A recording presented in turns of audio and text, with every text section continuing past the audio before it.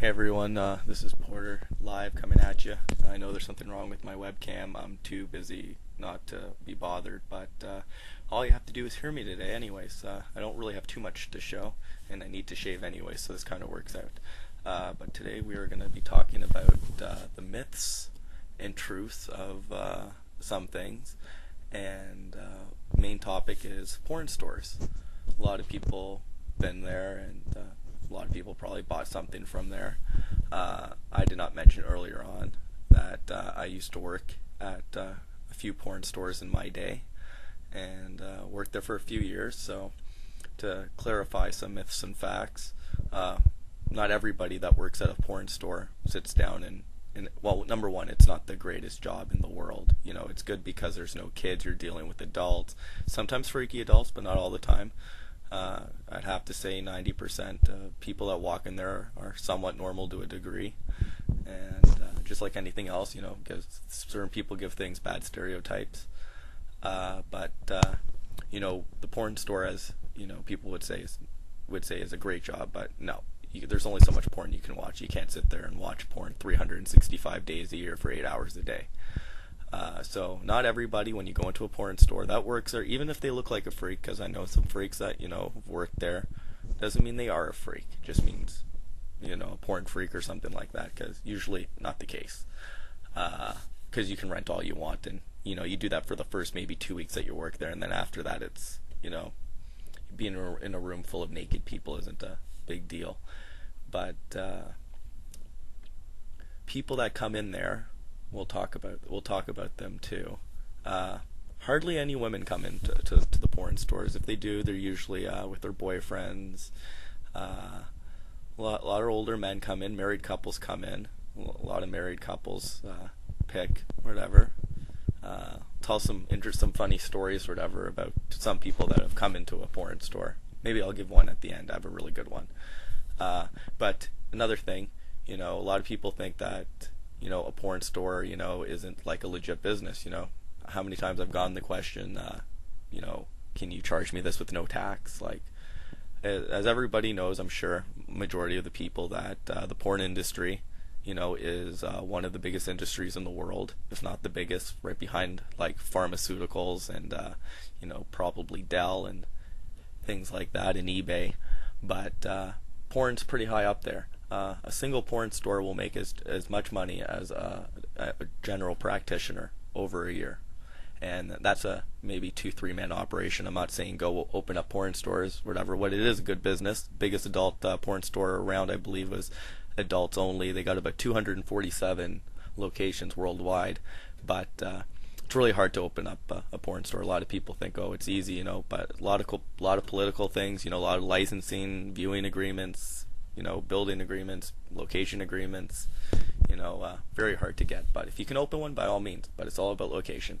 And another myth to go that with porn is that people come in and, you know, people don't understand what true illegal porn is. Yeah, in certain countries and states, whatever, you know, certain things are legal. But in Ontario, just because something's illegal doesn't mean it's because it's kiddie porn or because it's animal porn. And I'll show you this. Funny thing is, I only got one tape. I've given away all my porn over the years. Not much I had, but people, I'll take that, whatever, and things are left here. But I will show you what makes a porn illegal and what makes a porn not illegal. See, it is just right here. Even with the video, you can see that, everybody?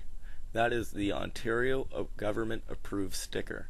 Without that on your tape or DVD case, or even DVD in some matters, it's illegal because the government hasn't, you know, you haven't paid taxes on it as the store. So if it doesn't have that, because you can buy from sellers in the States where you'll get absolutely cheap prices, like ridiculous prices, but you can't sell them here because the government hasn't got their cut. So don't worry, you as the consumer can't get into any trouble. But as I said, all different types of people walk in there. I've had people walk, you know, and look at novelties. We'll talk about novelties quickly. I'll try to make this video quick. For all you guys that feel that they're inadequate down there, penis pumps are bull. So don't even bother trying them because they don't work. you're stuck with what you got unless you're going to some surgical procedure. But penis pumps don't work, and you'd be surprised how many vibrators are sold. Best vibrator I think is a waterproof one. That's for women. Common as the Pocket Rocket and the Fuka. Those are other I guess clitoral stimulation tools. But back to, I've had bankers come in, to normal couples, to wives busting in on their husbands there, catching them. Oh, that was just brutal. But I'll leave you with a funny story. I was working one night with my friend, and I don't know if it was. Everybody in the store said it was. We'll explain about that after, about the environment of a porn store. Nice and quiet. It's like a library. But certain celebrity came in. Some of you might know him if you're from Canada. Mr. Ben Johnson came in, and there is a strict rule, obviously, because of sanitary matters, why you just don't return novelties. We check all the vibrators before they go out, whatever, blah, blah, blah. Or if the person's back in 10 minutes and says, I forgot something, then maybe. But obviously, you wouldn't want a store selling you something that, especially a novelty item, and then returning it. And one night, my friend's working, I'm just hanging out with him, and this guy walks in, black guy, and he's like, I want to return this lotion. And my friend's like, sorry, we can't, you opened it. And he's like, oh, it didn't do what it was supposed to. It was supposed to heat and this and that and blah, blah, blah. Yeah, that's my other thing. Don't expect much from novelties. And novelties are dead cheap. So the object in business, especially porn businesses, whatever it's sold at, is they paid 1/3 for it. So back to the story. So the guy's like, I want my $11 back. And then he starts saying, my name's Ben Johnson, and I'm known around here. And my friend's like, I don't give a fuck who you are or whatever. So it was kind of funny. It was over by Fantasia. That's one of the stores I worked at. I don't work there anymore, but Fantasia, a great strip club if you ever lived in Toronto and ever went there. So it was pretty funny. This guy's like, whatever, I'm fucking Ben Johnson, and my friend's like, I'll race you around the block. But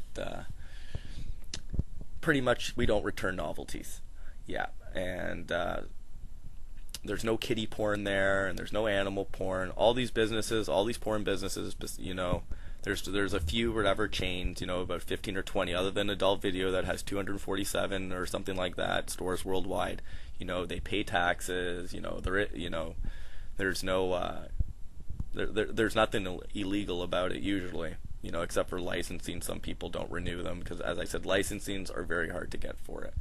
So other than that, people that work there, when I worked there, very quiet. Anytime someone came in, on the phone. But there's something there for everybody, because everybody always laughs when they walk in and they see all these novelties, and they're like, who would buy that? And there's something there for everybody. Me and my friend sold a blow-up doll, or a $349 doll with a rotating tongue. So there's something there for everybody. But on products, you can get back to me if you have any questions on that. I'll tell you if it's a jip or not. But for the guys, the penis pumps, they don't work. Biggest rip-off, biggest scam. And real quick before I run out of time here, people pay a lot for porn. Porn is very cheap. Yeah, it's like a library. Nobody really talks, and people don't call around. It's not like you're looking for a car, you're looking for a certain item.